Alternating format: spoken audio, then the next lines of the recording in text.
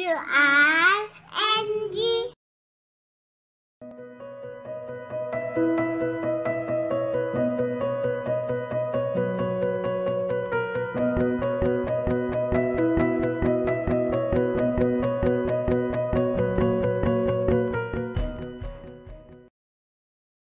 이번 시간에는 메이커 교육의 이해와 영유아 메이커 교육의 실제에 대해서 학습하겠습니다.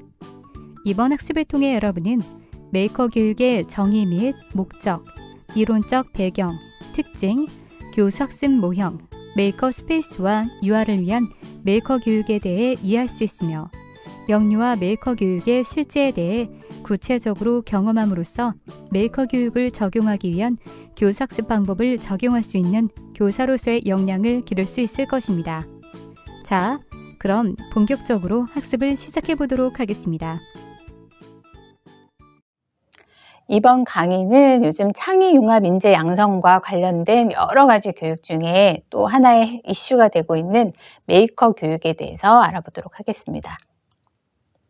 자, 4차 산업혁명 시대에 계속 강조해서 말씀드리고 있는데 이 시대에 요구되는 핵심 역량에는 무엇이 있을까요? 창의성, 혁신할 수 있는 면, 비판적인 사고력, 또 문제 해결, 의사소통 능력, 협력 이런 요소들이 핵심 역량인데요. 이런 것들은 결국 아이들로 하여금 창의융합적 사고를 할 수 있는 능력이 있느냐 없느냐로 판가름되게 됩니다.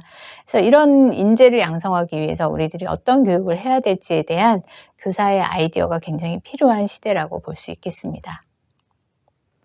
자, 먼저 메이커 교육. 스팀 교육과 연결해서 요즘은 뭔가를 많이 만들어내는, 좀 더 창의적으로 만들어내는 메이커 교육이 굉장히 이슈가 되고 있는 시대입니다. 이것의 시작은 우리가 많이 알고 있는 DIY라고 하는 운동과 연결이 되어 있습니다. Do it yourself. 당신 스스로 그걸 만들 수 있어요 라고 해서 집에서 뭔가 재료를 사다가 스스로 만들어 본 적 있으시죠? 이런 것들을 토대로 해서 2000년대 초반에 미국에서 이런 운동이 활성화되었습니다. 우리나라도 영향을 받았죠. 일상생활에서 필요한 물건을 직접 제작하고 사용하고 물건 제작에 필요한 과정 또 제품을 공유하고자 하는 목적으로 만들어졌습니다. 이것이 지금의 메이커 운동이라는 것을 낳았고요. 이제 우리가 어떤 상표 운동이 아니라 만드는 사람이라는 메이커입니다. 그래서 메이커 스페이스라는 만들기 위해서 필요한 환경적인 공간을 같이 결합하여서 지금의 메이커 교육이라는 것이 탄생을 하였습니다. 자, 메이커 운동을 그럼 알아보겠습니다. 다양한 도구, 재료를 이용해서 개인적 혹은 사회적으로 의미가 있는 프로덕트, 결과물을 설계하고 제작하고 또 이 제작 과정과 결과물을 비롯해서 자신의 지식과 경험을 대중에게 공유하는 겁니다. 요새는 온라인 공유도 있고 직접 만나는 오프라인 공유를 통해서 자신이 만든 산출물, 아이디어를 개방하고 공유하는 문화적 현상을 말합니다. 나 혼자만 알고 있는 것이 중요한 시대가 지났고요. 지금은 내 아이디어를 공유하는 세상이죠. 지금의 핵심은 그래서 메이커 운동입니다. 제작 작업 그리고 공유가 활발하게 이루어지는 공간으로서 메이커 스페이스라는 공간의 중요성도 강조가 되고 있습니다. 자, 그럼 메이커 교육이란 뭐냐? 이런 운동을 토대로 해서 만들어진 교육 형태인데요. 학습자들이 스스로 원하는 것을 만들어가는 과정, 이런 것들을 통해서 배우는 교육을 메이커 교육이라고 합니다. 그럼 뭔가를 만들어내는 활동, 이것이 한 번에서 끝내는 게 아니라 하다 보면 실패도 하고 반복의 과정도 거치게 되겠죠. 그러면서 학습자 스스로 자신만의 방법으로 내 나름대로의 지식을 체계화시키고 동시에 어떤 구체적인 결과물을 만들어내도록 하는 것이 메이커 교육입니다. 자, 메이커라는 것은 주체죠. 그죠? 문제를 발견하고 해결하는 과정에서 배운 거 그냥 나만 알고 있는 게 아니라 공유하는 데 즐거움을 느끼고 시간을 투자하여서 무엇인가 고안하고 만들어내는 사람을 우리는 메이커라고 합니다. 발명가, 공예가, 취미가, 요즘 팅커러라고 하는 용어도 쓰이고 엔지니어, 어떤 때는 좀 부정적인 이미지이긴 하지만 해커, 예술가 이런 사람, 기타 등등 이런 사람들을 메이커라고 우리는 표현하는데 누구든지 메이커가 될 수 있다는 것이 이 메이커 교육의 핵심입니다. 자, 메이커 교육의 목적인데요. 학습자들에게 뭔가 만드는 기회를 더 많이 제공하고자 하는 거고요. 만드는 경험을 통해서 자신감을 형성하고 창의력을 키우는 겁니다. 여기에 스팀의 요소가 들어갑니다. 과학과 기술과 공학과 수학예술에 관한 흥미를 촉발시키기 위한 것이 메이커 교육을 하는 목적입니다. 이걸 통해서 길러지는 것이 메이킹 역량이라는 게 있는데요. 자료를 수집해서 문제를 분석하는 역량도 생기게 되고요. 문제 해결을 위한 아이디어를 생성해서 그것을 정교화시키고 또 아이디어를 서로 공유하는 이런 것들 해결책을 마련하는 역량은 설계 역량이라고 합니다. 그리고 문제 해결을 위한 도구를 선정하여서 적극적인 참여를 통해 결과를 생성하고 결과물에 대한 평가를 할 수 있는 역량은 구현 역량이라고 합니다. 그래서 메이커 교육을 하게 되면 이 분석과 설계와 구현 역량이 갖춰지게 되는 겁니다. 그러면 이론적인 배경은 어디서 왔을까요? 우리가 잘 아는 삐아제의 구성주의 교육 철학에서 왔고 페퍼트라고 하는 학자의 구성주의 교육 접근법에서도 왔습니다. 이 사람들의 이론을 너무 자세히 들여다보기엔 사실 시간적 여유가 없어서 이미 알고 계실 거기 때문에 공통점과 차이점만 도출해보고 가겠습니다. 일단 공통점은 학습자 스스로 학습에 적극적으로 참여하는 자율적인 적극적인 학습자로 본다라는 거죠. 그리고 그 역할을 수행하여서 스스로 지식을 형성하여 나간다라고 하는 구성주의 교육 철학과 교육 접근에 기반을 한 학문들이라는 거고요. 또 구성원들이 서로 다른 생각과 관점을 받아들이고 발전시키는 협력적 관계를 통해서 유용한 지식을 구성한다는 겁니다. 근데 이 두 사람은 조금 다른 점이 있습니다. 뭐냐면 삐아제 같은 경우는 유능한 개별적인 유아에 초점을 맞추고 있다는 거예요. 그러니까 유아의 스스로 형성해낸 개별적인 지식 구성에 초점을 두고 있다고 하면 페퍼트는 개별적으로 구성된 지식을 어떤 분명한 가시적인 결과물로 생성해내는 것을 강조합니다. 그러니까 메이커, 만들어낸다라는 것과 일맥상통하는 부분이 여기서 등장을 하게 됩니다. 이 교육의 특징입니다. 직접 만들기 활동을 하게 되죠. 그래서 이걸 통해서 사물이나 사람과의 상호작용을 통해 어떤 지식을 구성하게 됩니다. 그리고 이 학습자에 의해서 직접 만들어진 산출물이 나오게 되는데요. 이것은 다양하게 공유를 하죠. 아까 앞에서 설명드린 대로 온오프라인 공유를 통해서 사회적 참여도 유도되게 됩니다. 그래서 다양한 참여자가 공동 작업을 통해서 함께 소통할 수 있는 만남의 장을 제공합니다. 지금 굉장히 개인주의적인 사회로 바뀌었고 혼자 할 수 있는 일들에 대한 관심이 높아지고 있는 상황인데요. 혼자 하는 일은 결국은 내가 좋아서 하는 일인데 그 좋아서 하는 일을 하다 보면 나 혼자만 할 수 없는 경우가 생기고 그러다 보면 이런 소통할 수 있는 공동체가 또 만들어지게 됩니다. 개인적인 관심 분야 및 사회적 이슈로부터 주제를 스스로 선택하게 되고 그것을 그냥 혼자 하는 게 아니라 협동학습을 통해서 서로 존중하고 소통하면서 학습이 진행됩니다. 여기서 중요한 거는 예전에는 어떤 걸 굉장히 잘하는 사람이 좀 못하는 사람을 끌어들여서 협력을 했다고 하면 지금은 다 동등한 분야라는 겁니다. 그것이 스팀 교육과 메이커 교육에서 불러일으킨 바람이라고 볼 수 있고요. 각 분야의 전문가라고 생각하고 각 분야에 관심이 있는 개개인들이 모여서 하나의 협업을 통해서 뭔가를 만들어가는 것이 메이커 교육입니다. 메이커 활동을 통한 환경을 제공해 주어야 하는데요. 직접 제작 활동을 하기 위한 메이커 스페이스, 만들 수 있는 공간 내에 다양한 교구 및 재료들이 갖춰져 있으면 좋겠습니다. 이때 학습자의 역할은 발명가이자 창조자입니다. 스스로 주제를 선정하는 과정을 통해서 창의적인 문제 해결 과정을 경험해 나가게 되고요. 교사는 학습 안내자이자 촉진자, 조력자의 역할을 하게 됩니다. 스스로 선택한 주제 및 도구, 방법을 결정하기 때문에 학습자들이 스스로 하잖아요. 그러니까 결과물의 성패 여부와 관계없이 자유로운 학습 환경 마련해 주시고 평가에 대해서도 자유로운 환경 마련해 주는 것이 바로 교사의 역할입니다. 개인적인 참여로 출발해서 사회적인 참여로 확장된다라는 것이 이 메이커 교육에 있어서 굉장히 중요한 부분입니다.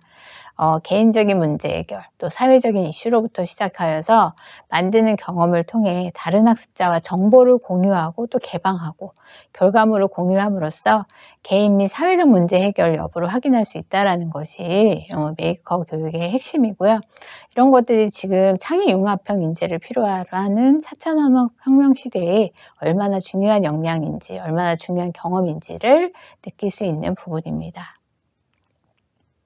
그럼 메이커 교육의 교수학습 모형을 보겠습니다. 여러 사람들이 이렇게 이 과정을 운영하면 된다라고 교수학습 모형을 제시하였었는데요. 여기서는 크게 몇 가지만 살펴보려고 합니다. CKLS라는 모형이 있습니다. 크리에이티브 킨더가르텐 러닝 스파이럴 해서 창의적인 유치원에서의 학습 어떤 나선형 모형 같은 거라고 보시면 되는데요.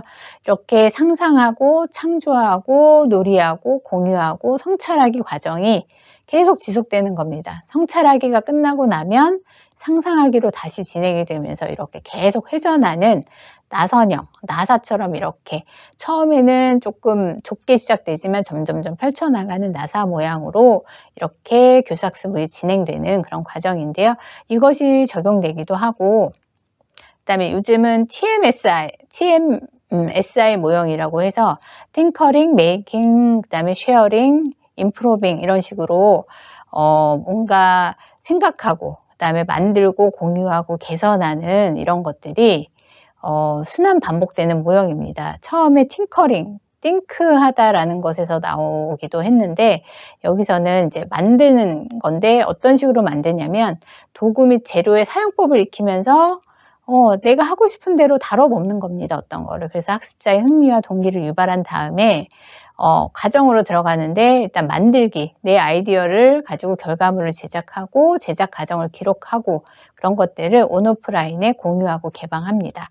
그러면서 만들어진 것은 당연히 잘 활용되면 좋겠지만 또 문제점도 있을 수 있어요. 그래서 좀 더 정교화시키고 개선 방안을 논의하면서 새로운 메이커 활동에 대한 아이디어를 도출해서 또 만들고 공유하고 개선하는 것들이 반복이 되게 되고 이것이 나중에 메이커 페어라고 해서 전시, 공유, 공개, 나눔 이런 것들로 연결되는 모형입니다. 그래서 주로 이 학습 모형을 활용해서 지금 메이커 교육 연구가 많이 되고 있습니다. 자, 띵커링이라는 것은 개조하다입니다. 개조하다. 팅커링. 띵크가 아니라 팅커링입니다. 팅커링. 그래서 다양한 재료 및 부품, 기존에 제작된 작품 등을 자유롭게 만지면서 분해도 해보고 조립도 하고 개조하는 경험을 하게 되죠. 그래서 여러 가지 도구나 재료의 사용법을 익히는 겁니다. 그냥 물 만들기 전에 사실은 이게 어떤 특성을 갖고 있는지 아는 게 필요하죠. 그래서 학습자들의 흥미와 동기를 유발하여서 자발적인 참여를 이끌어내는 활동에 중점을 두고 이 팅커링 활동이 이루어지게 됩니다. 그러니까 학습자는 내 속도에 맞게 재료도 만들어보고 만져보고 도구도 활용해 보면서 또 어떤 때는 반복해 보면서 자신만의 디자인도 만들어내고 아이디어를 정교화할 수 있기 때문에 충분한 시간이 제공되면 더 좋겠습니다. 그리고 하다 보면 이제 문제에 봉착하고 어려움도 처했을 수 있는데 이럴 때 지속적으로 이걸 해결할 수 있게끔 더 신중하게 들여다보고 해결책을 구체화할 수 있도록 격려해 주는 것도 필요합니다. 자, 2단계 만들기 과정입니다. 이제 아이디어가 나왔으면 그 아이디어를 결과물로 표면으로 이제 드러내어서 제작하는 활동을 말하는데요. 다음에 올 단계 전에 뭔가 만드는 활동이 있다면 그 활동을 기록하는 활동을 진행하여야 합니다. 여기서 기록하기는 여러 가지 활동으로 이루어지는데요. 사진 및 동영상 촬영, 또 발명 노트를 작성하기도 하고 포트폴리오를 제작해서 전체적인 과정을 기록하기도 하고 가끔은 온라인상에서 웹페이지를 활용하는 등 여러 가지로 형태로 이루어집니다. 이때 이제 유익한 것이 자신의 제작 과정을 되돌아보게 된다는 거, 그리고 앞으로 제작은 이렇게 계획해야지 하는 아이디어를 얻게 되고요. 또 학습자의 사고 활동에 이제 동료 학습자의 아이디어를 더 넣을 수도 있고, 그리고 그런 과정에 대해서 어떤 성찰을 할 수도 있고 이런 것들을 해결하는 여러 유사한 방법들을 기억하는 데 도움이 되기도 합니다. 세 번째 단계는 공유하기 단계인데요. 공유 및 개방의 정신을 부각시키는 단계라고 멋지게 써놓았습니다. 결과물을 만드는 과정, 그리고 결과물을 온오프라인을 통해서 다른 사람들과 함께 나누는 과정이 이 과정에 속합니다. 다른 사람들이 비슷한 실패를 피할 수 있도록 나의 실패가 또 도움이 되기도 하고요. 그죠? 만들기 과정에 대한 피드백을 통해서 자신의 개발 단계를 되돌아볼 수 있는 기회도 제공합니다. 그래서 함께 나누는 과정이 진행되고 마지막으로 개선하기 과정으로 가서 그동안에 이루어졌던 제작 과정과 결과를 보면서 앞으로 또 진행될 새로운 메이크업 활동에 대한 아이디어를 도출을 하게 됩니다. 그래서 학습자들은 이 과정에서 서로 피드백을 주고받습니다. 이런 게 더 유용해, 이건 좀 아쉬웠어 하면서 자신이 제작한 결과물을 좀 더 정교화하고 개선할 수 있는 방안을 논의하게 됩니다. 그러면 TMSI 과정 중에 이제 팅커링 활동을 제외한, 처음에 이제 도구나 재료를 다루어 보는 단계를 제외한 나머지 단계들은 어떤 것이 꼭 다 들어가야 되는 건 아니지만 이런 것들이 순환하고 반복하는 과정으로 이루어지게 되고요. 맨 마지막에 결과물로 메이크업 페어 활동을 통해서 전시 공개, 공유하고 나누는 활동으로 전개가 됩니다. 그래서 이거를 활용한 것들에 대한 실제 사례가 뒤에 나와 있으니까 실제 사례를 통해서 좀 더 자세하게 이해해 보도록 하겠습니다. 자, 5번째는 메이커 스페이스에 대한 이야기인데요. 모든 연령의 사람들이 자유롭게 이용할 수 있는 지역사회 창작 공간을 말합니다. 여기 그림에서처럼 이게 이제 영유아 교실이라고 하면 교실 내에 여러 가지 영역을 메이커 스페이스로 구성하고 있는 겁니다. 국내에서는 팹랩 서울이라든지 국립과천과학관의 창작 카페, 그리고 디지털 제작소라는 곳이 이런 대표적인 메이커 스페이스라고 볼 수 있는데요. 아이들과 함께 방문하셔서 경험해 보시는 것도 필요합니다. 여기에 이제 이 메이커 교육을 할 수 있는 다양한 프로그램이 제공되고 있으니까 아마 미리 알아보시고 예약하고 방문하시면 이런 것들을 경험할 수 있습니다. 그래서 이런 공간이 주어질 때 메이커 교육은 좀 더 활성화될 수 있는데, 우리는 늘 외부로 갈 수 없기 때문에 교실 안에 이런 영역을 마련해 주시면 좋을 것 같습니다. 이런 사례들은 저 아래에 있는 주소로 들어가 보시면 여러 가지 사례들이 나와 있으니까 한번 시간 나실 때 들어가서 보시면 좋을 것 같습니다. 자, 그럼 메이커 스페이스에 있는 도구들입니다. 스팀할 때 필요했던 도구들하고 좀 비슷하죠. 전통적인 여러 가지 도구들과 제작 장비들도 있고요. 그리고 코딩 교육이 요새 이슈인데 여러 가지 컴퓨터를 활용한 노트북 컴퓨터 소프트웨어나 하드웨어 같은 것들이 주어집니다.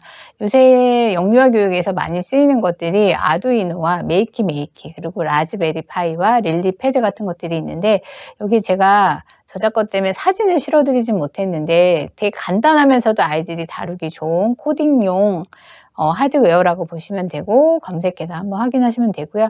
이미 어린이집에서 활용하고 계신 곳들도 있더라고요. 그래서 메이키 같은 게 제일 간단한 전선으로 되어 있는 활용 도구이기 때문에 이런 것들 활용하셔서 지금 실제로 수업이 이루어지고 있습니다.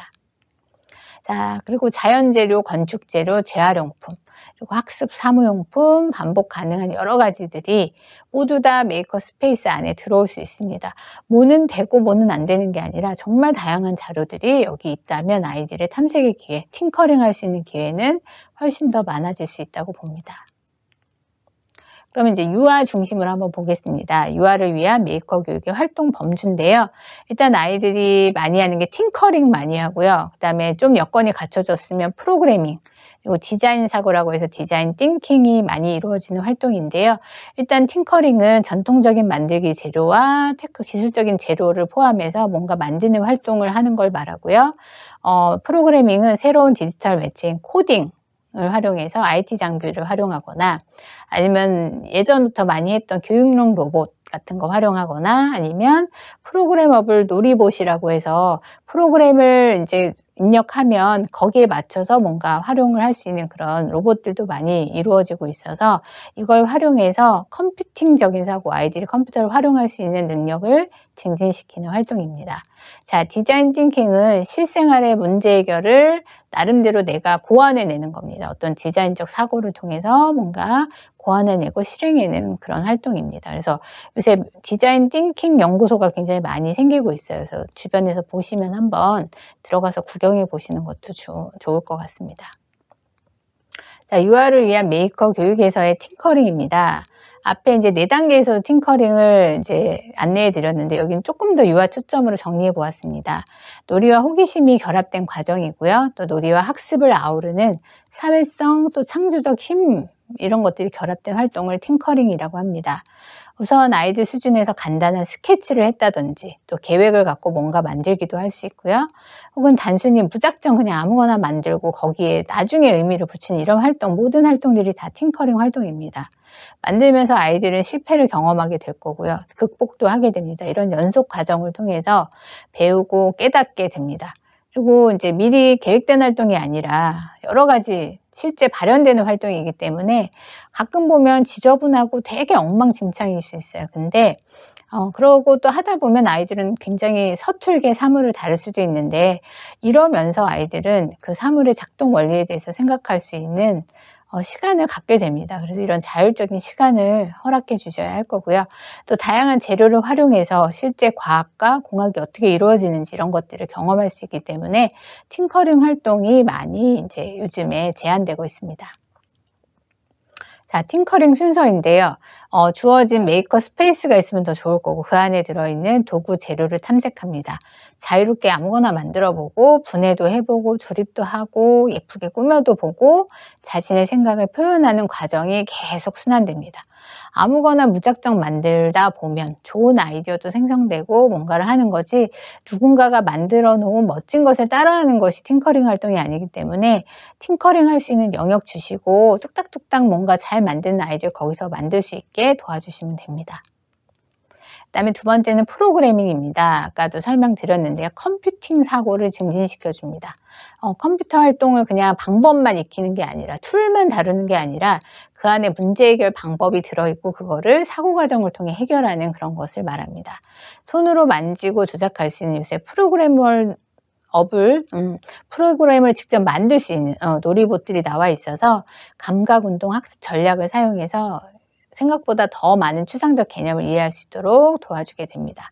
그래서 많이 알려져 있는 것이 뭐 크리켓이라든지 아니면 알고블록, 그다음에 컬리봇, 토포보, 그리고 전자블록 이런 것들을 사용하는데, 아직 이런 것들은 어린이집에 이렇게 막 보급이 되어 있는 상황은 아니고, 이 중에 이제 코딩 교육을 하시는 곳에서 활용하는 것들이 있는데, 이것도 이제 코딩 사이트에 들어가시면 굉장히 많은 실제를 보실 수 있습니다. 자, 세 번째는 디자인 사고입니다. 실생활에서 실제적인 문제와 관련해서 문제 상황을 인식하고 해결 방안을 도출하는 방법입니다. 말은 좀 어려운데 그죠? 어떤 문제든 괜찮습니다. 그래서 이거 해결하기 되게 어렵네, 어떻게 해결하면 좋지를 생각하는 과정이에요. 그래서 실패의 반복을 통해서 자신의 아이디어를 개선하면서 만들면서 배우는 그런 과정으로 적용하시면 되고요. 이때 혼자서 하면 좋은 아이디어 도출하기 어렵겠죠. 그래서 협력의 가치, 소통의 방법을 익힐 수 있는 좋은 기회가 될 거고, 또 능동적인 문제 해결에 참여하고 성취감, 창조적 자신감을 고취시켜 줍니다. 다양한 영역에서 유아들의 창의적 사고, 또 융합적 사고 향상을 가능하게 하는 것이 바로 디자인 사고입니다. 강의는 이번 시간에 학습한 내용을 퀴즈를 통해 확인해 볼까요? 기회는 2번씩 주어집니다. 스타트 버튼을 클릭하여 문제를 풀어보세요.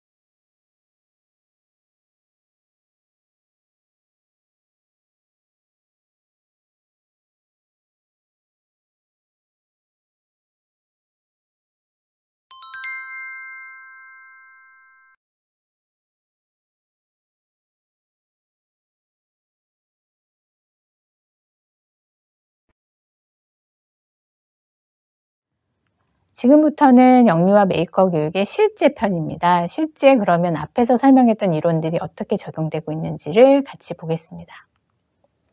자, 첫 번째 활동은 폐품의 재탄생이라는 주제의 활동입니다. 여기서 요 과정으로 이루어집니다. 팅커링, 메이킹, 쉐어링, 임프로빙, 메이킹, 이렇게 5개의 과정으로 이루어지는데요.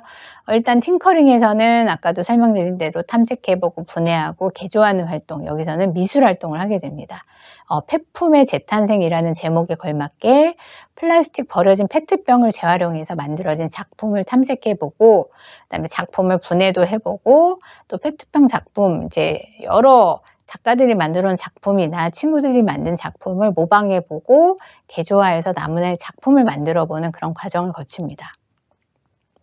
자, 두 번째에서는 새로운 재료를 탐색해보고 모든 별로 이야기를 꾸며보면서 여기서는 이제 어떤 재료를 주었냐면 요새 초등학교에서는 굉장히 많이 다루더라고요. 광섬유라고 해서 빛이 나는 섬유가 있습니다. 이것과 그다음에 요새 그냥 등도 아니고 LED라는 등이 많이 활용되고 있죠. 이제는 전기세도 절약되고 좀 더 밝은 빛을 내는 LED를 사용하지 않는 곳이 없어요. 그래서 이런 도구들이 흔히 구해질 수 있는 도구이기 때문에 이런 것들을 탐색하고 그리고 이걸 이용해서 자신이 제작한 페트병 작품을 꾸미게 됩니다. 그러니까 뭔가 빛을 내는 도구를 좀 더 주면 이 내가 갖고 있는 재료를 조금 더 예쁘게 꾸밀 수 있겠죠.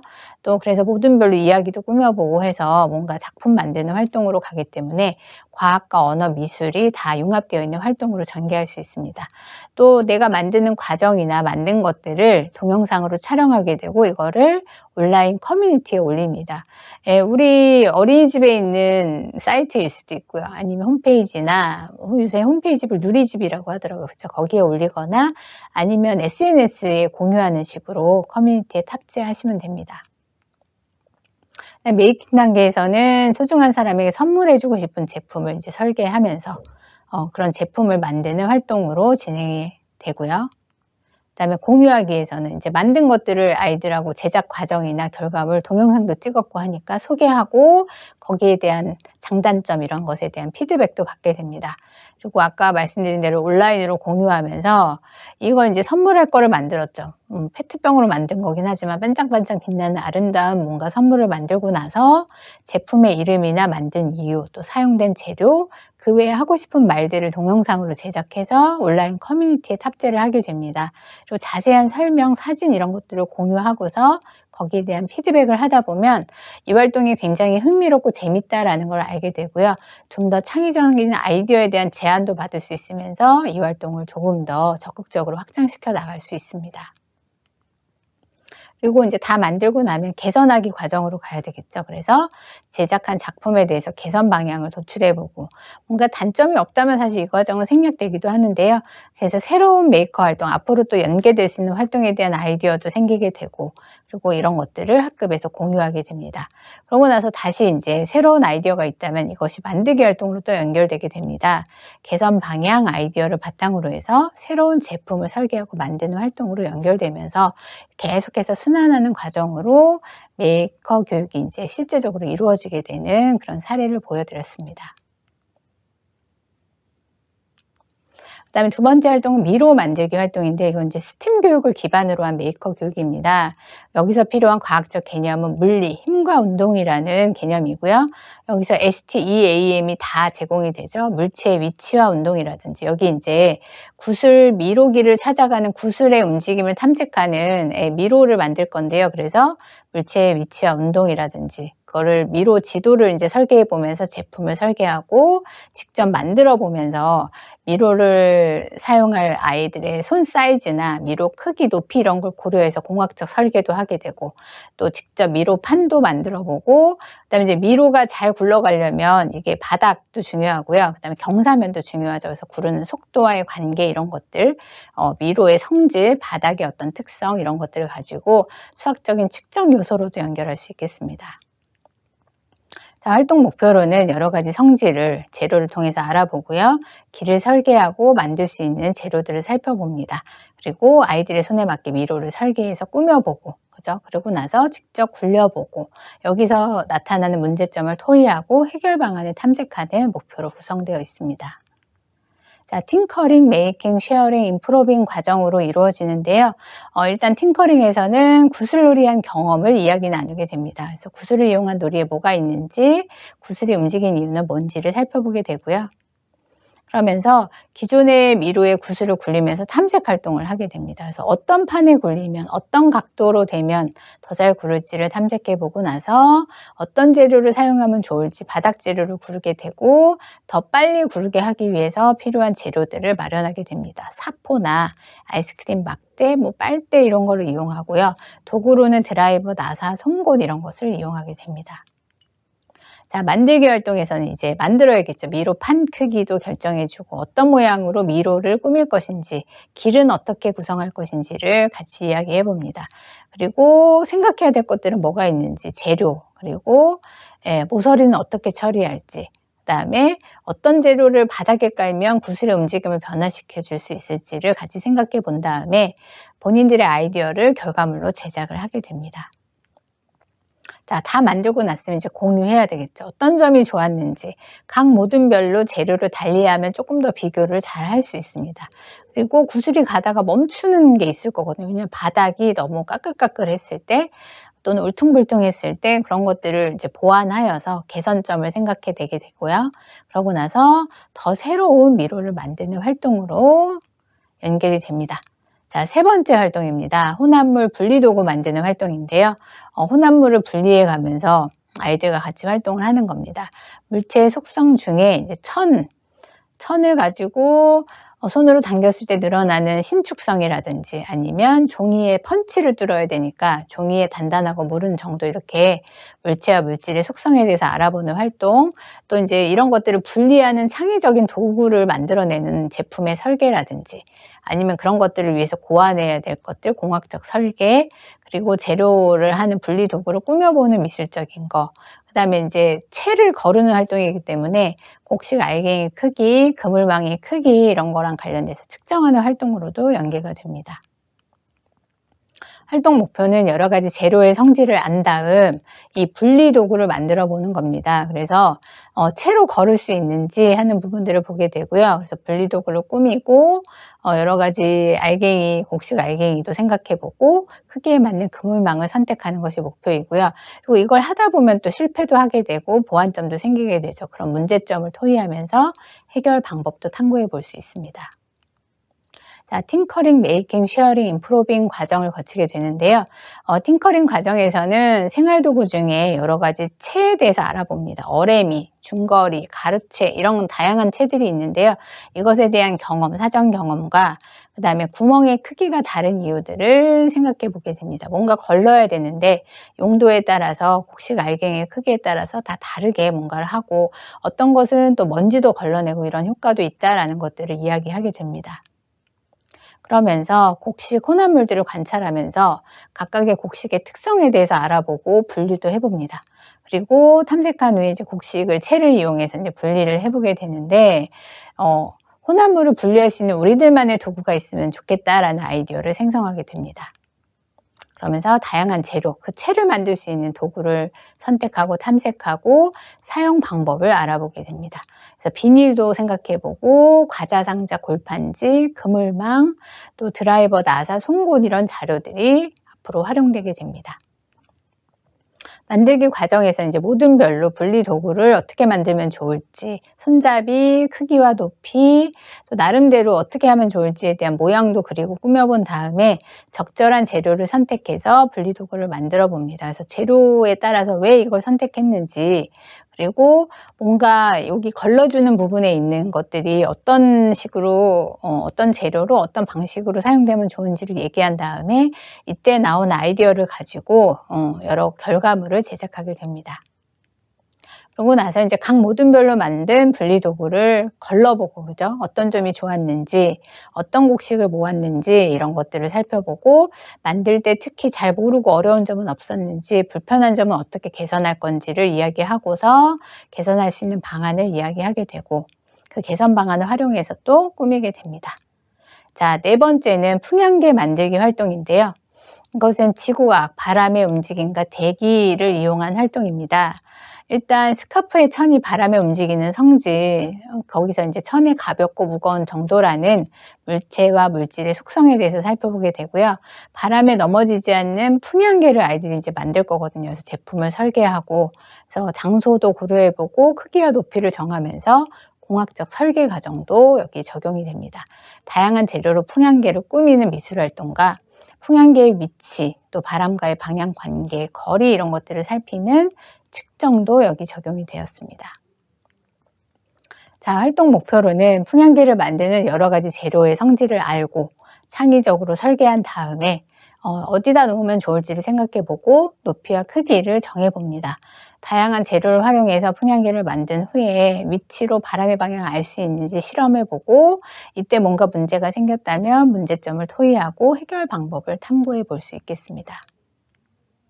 자, 팅커링, 메이킹, 쉐어링, 임프로빙 과정으로 이루어집니다. 사물이 바람에 움직이는 거 동영상으로 보여주면서 뭐가 많이 날리는 걸 봤니? 뭐 태극기가, 깃발이, 빨래가 날리는 거, 그럼 바람이 부는 방향은 이런 것 등을 통해서 알 수 있고, 그러면 우리가 알 수 있는 것도 있지만 바람이 오는 방향과 바람의 세기나 뭐 속도를 알려주는 다른 도구는 뭐가 있을지에 대해서 같이 탐구를 해보게 됩니다. 그리고 풍기대라는 것을 이제 사진을 보여주면서 어떻게 생겼는지, 그리고 높은데 이제 장대를 꽂아서 깃발을 이렇게 꽂아 놓은 게 풍기대잖아요. 그래서 왜 이거를 활용하는지, 그리고 얘가 이제 할 수 있는 활동이 바로 바람의 방향을 알려주는 거죠. 그리고 풍향계라는 것도 제시하면서 풍향계와 풍기대는 어떤 게 다른지, 그냥 바람이 불어오는 것만 알려주는 건지, 바람이 불면 움직이는 방향에 따라서 풍향계는 또 어떻게 변화가 있는지 하는 것들을 비교해보고 차이점을 도출해보게 됩니다. 그러면서 교사가 만든 풍향대를 탐색하면서 실외 풍향계 깃발의 움직임을 관찰합니다. 그래서 바람도 관찰해 보고 다양한 재료를 활용해서 이제 바람에 잘 움직일 수 있는 나만의 풍향계는 어떻게 만들 수 있는지 탐색해 보면서 드라이버나 나사 같은 재료들도 탐색해 보고, 그다음에 방향을 알려면 이제 나침반도 활용해야겠죠. 이런 원리들도 같이 탐색을 해보게 됩니다. 자, 만드는 활동에서 이제 모든 별로 풍향계의 크기, 높이도 정해야 될 거고요. 또 풍향계를 세워놨는데 바람에 넘어지면 안 되겠죠. 이런 거 필요한 재료도 생각해 보고, 풍향계를 보면 방향을 알려주는 나침반과 같은 동서남북 표시가 있어요. 이거는 왜 있는지도 살펴보게 되고, 그래서 적당한 재료를 선정해서 뭐가 될지 모르겠지만 뭐 종이컵, 수습강, 또 리본, 찰흙 이런 걸 활용해 가지고 어떤 재료를 이용해서 만들면 좋을지 생각해 본 다음에 그걸 결과물로 만들어내게 됩니다.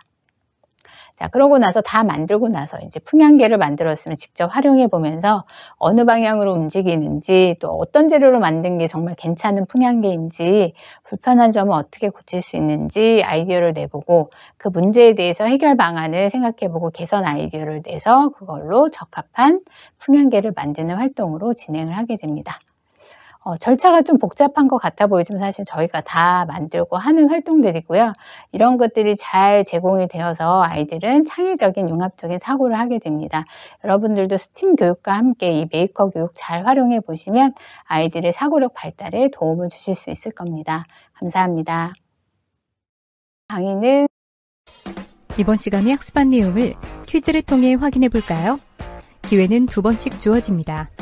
스타트 버튼을 클릭하여 문제를 풀어보세요.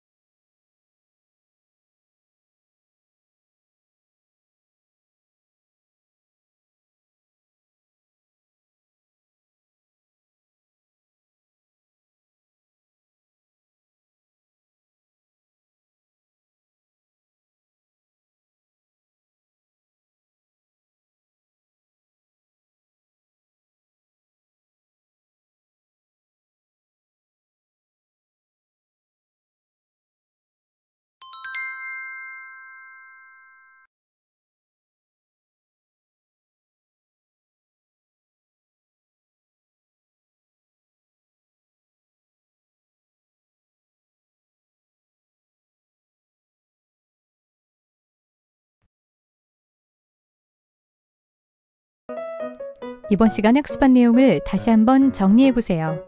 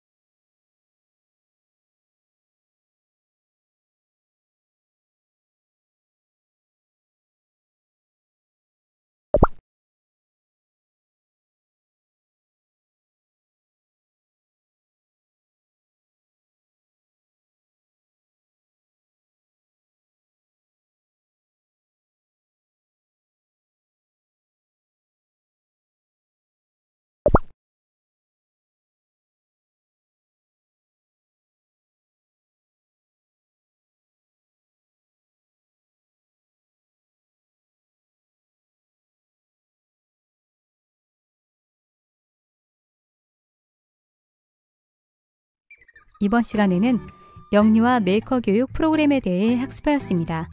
수고하셨습니다. 에듀아